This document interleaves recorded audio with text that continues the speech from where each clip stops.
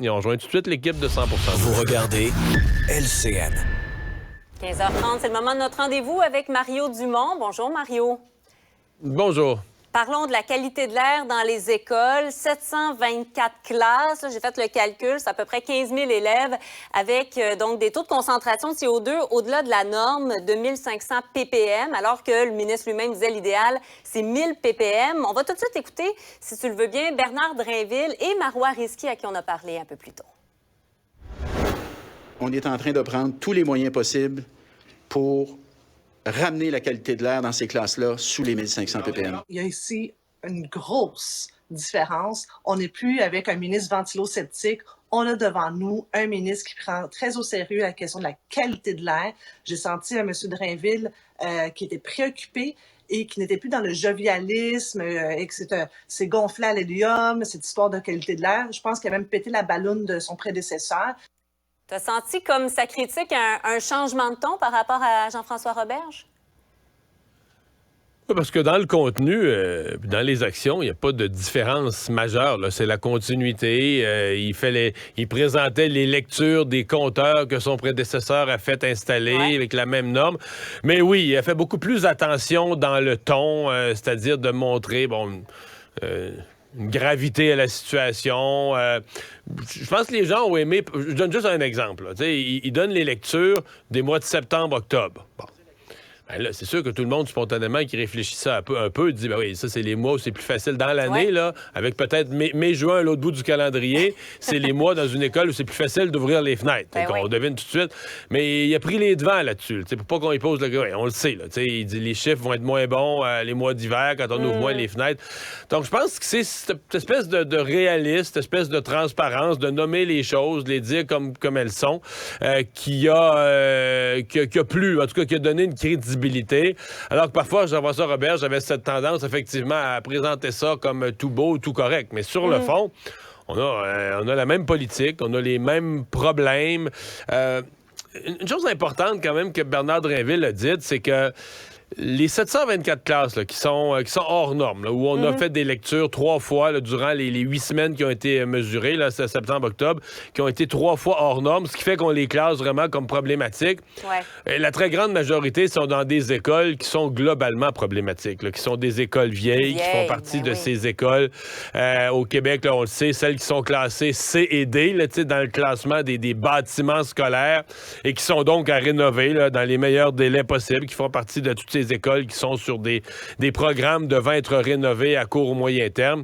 Et on en a beaucoup. Il y a quasiment presque la moitié des écoles du Québec là, qui sont dans cette catégorie-là, C et D à rénover. Donc, tu sais, la qualité de l'air, oui, mais c'est un problème dans un problème plus large de l'état général des bâtiments. Donc, c'est à suivre. Aujourd'hui, Bernard Drinville, c'est comme une première présentation. Donc, je pense que s'il veut garder... Oui, j'allais te demander comment tu l'as trouvé sur la forme, disons. Il avait l'air assez fébrile, on le voyait avec ses notes. Oui, nerveux. Papier. Nerveux, essoufflé un petit peu. Je l'ai trouvé quand même nerveux, mais j'ai trouvé qu'il y avait le bon ton, dans le sens que s'il garde ce ton-là, qui fait des suivis tout le temps, puis par contre, il faudra mesurer des progrès. C'est une chose d'avoir le bon ton, mais une fois que tu es ministre puis que tu présentes des rapports comme ça, il faut être capable de montrer, de rester, on va dire, transparent puis réaliste dans l'approche et dans la façon d'exprimer les choses. Mais il va falloir voir quand même des progrès. Parlons de la Sûreté du Québec, du SPVM, qui sont blâmés dans l'attentat du Métropolis contre Pauline Marois. Ça aura pris quand même un procès au civil 10 ans plus tard pour arriver à ces constats-là, Mario. Oui, c'est parce qu'il y a vraiment 2 discussions. Il y a les constats, puis tu viens de le dire très bien, il y a comment les constats nous sont arrivés à travers, et c'est vraiment... comme on dit, quelque chose qui arrive de biais, là, c'est par un procès au civil. Les constats eux-mêmes, on s'en doutait. Le juge est très dur envers le travail policier, considère qu'il doit dédommager, que les corps policiers doivent dédommager, parce que c'est ça le procès au civil. Ce sont des techniciens qui poursuivait les corps policiers en disant, à cause de votre mauvaise gestion ce soir-là de la sécurité, nous avons vécu un traumatisme. Et ils ont gagné. Ils ont obtenu gain de cause. Et effectivement, le juge dit, le SPVM, la Sûreté du Québec, ont vraiment pas fait le travail. OK. Ouais. Puis on s'en doutait, sincèrement. Puis le ministre de la Sécurité publique, C'est François ça. Bonnardel, un peu On va confus. justement l'écouter, Mario, si tu veux bien. On va écouter écoutons-le. le ministre Bonnardel. La police doit apprendre.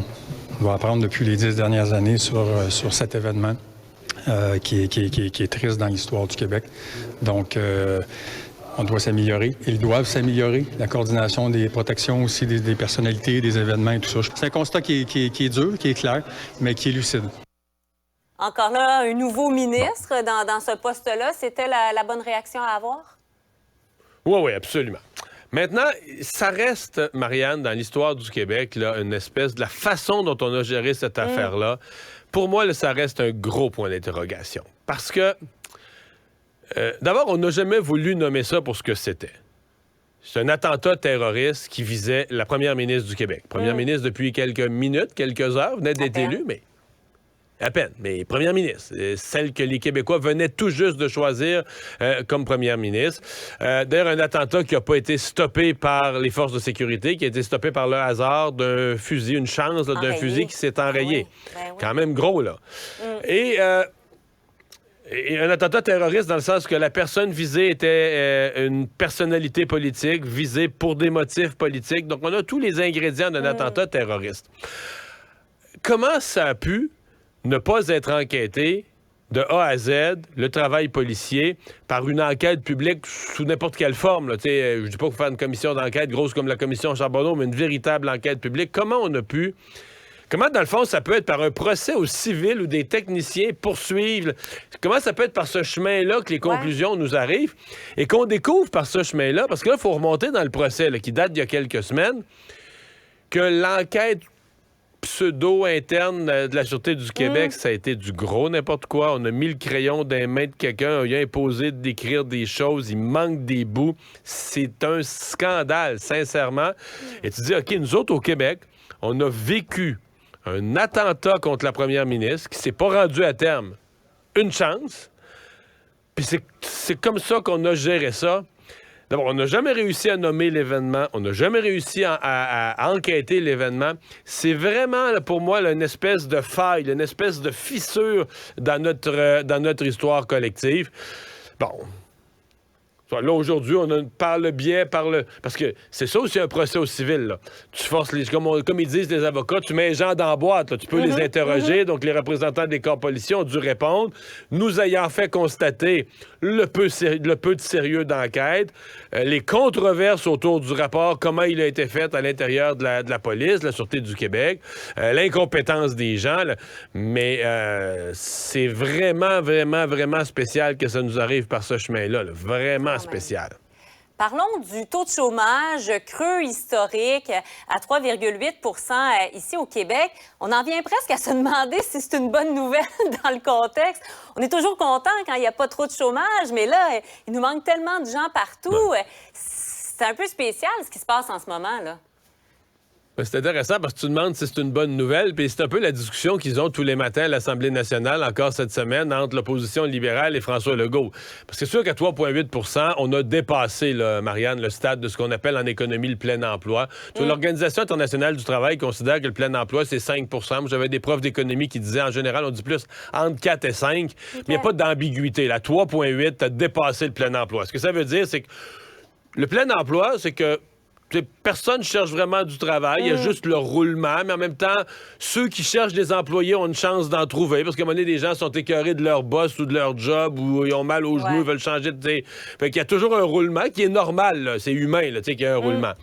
En bas de ça, à 3,8, ça veut dire que là, il n'y a même plus un roulement normal. Ça veut dire que les gens qui cherchent du personnel, là, ils n'en trouvent plus. Puis, dans le fond, on en cherche on dit des profs, des infirmières, on en cherche dans tous les domaines, dans les hôtels, dans les restaurants, dans n'importe quoi, je vais te dire, ils cherchent du personnel, mais c'est ça la réalité. Il n'y a plus de gens, à ce taux de chômage-là, ça veut dire qu'il n'y a plus de gens disponibles. C'est que les gens, parce que 3,8, c'est qu'il y a toujours quelqu'un qui est en train de changer d'emploi, qui est en processus, mais qui sait déjà où il s'en va, qui ne veut pas travailler tout de suite et qui fait un petit voyage, puis je retravaillerai après.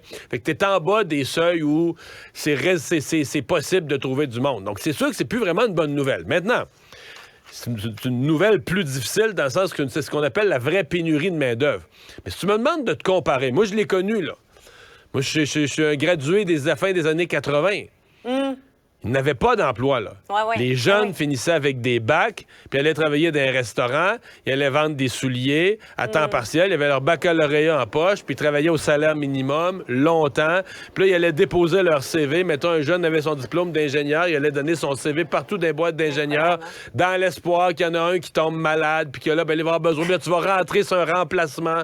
Puis là, tu sais jamais, une fois que tu rentres sur un remplacement, ils vont peut-être te garder. Puis c'était ça l'espoir d'avoir de l'emploi. Le chômage chez les jeunes a été, on l'oublie, dans les années 80. Le chômage, en général, de la population était 10, 11, 12 %.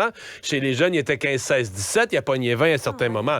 Donc, tu me demandes de comparer ça, puis tu sais, de te comparer ça avec des époques où il y avait des récessions, puis que les mères de famille, ça revenait à la maison, puis il y a eu 200 mises à pied à l'usine, puis t'arrives avec ta boîte à lunch, puis j'ai plus de job, là. Fait que là, on sait pas comment on va payer les factures, l'hypothèque, on sait pas. Puis là, t'annonces ça à la famille, aux enfants, puis ça braille autour de la table. Si tu me demandes de comparer ça avec le plein emploi... Regarde, le plein emploi, les gens travaillent. Les employés. Les employés, c'est pas ça. Là. Les employés ont le gros bout du bâton. Quand le boss veut te faire suer un peu, toi, tu peux. Là. Moi, si tu me veux plus, il y en a un autre qui va me vouloir. Fait que c'est une autre dynamique. C'est sûr que si tu vas demander dans les chambres de commerce, ceux qui cherchent du personnel, ils vont te dire c'est l'enfer. Mais sur le total, c'est moins pire que ce qu'on a déjà vécu. Sur cette bonne note positive, je te dis bonne fin de semaine, Mario. Savoir et comprendre.